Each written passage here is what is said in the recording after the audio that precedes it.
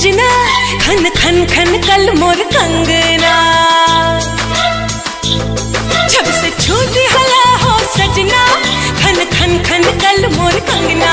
दिल के धड़कन बजाए सहनाई, आवे लागल ए राजा अंगड़ाई, आवे लागल ए राजा अंगड़ाई। एहसास समझ में आयल का होला प्यार बुझायल, एहसास समझ में आयल का होला प्यार बुझायल।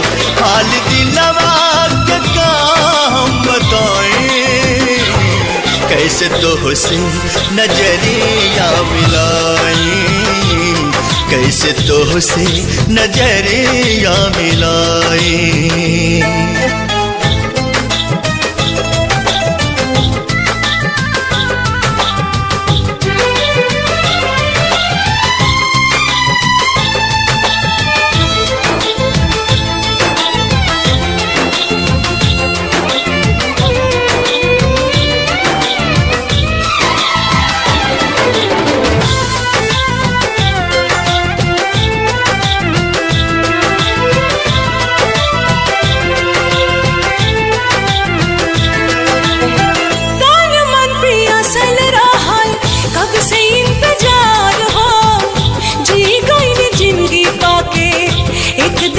प्यार हो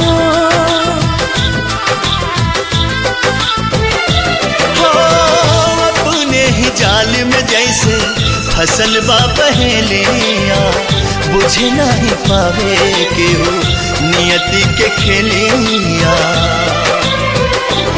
जिंदगी जाने कौन मोड़ पे ले जाए, कैसे तो से नजरिया मिलाए, कैसे तो से नजरिया मिलाए।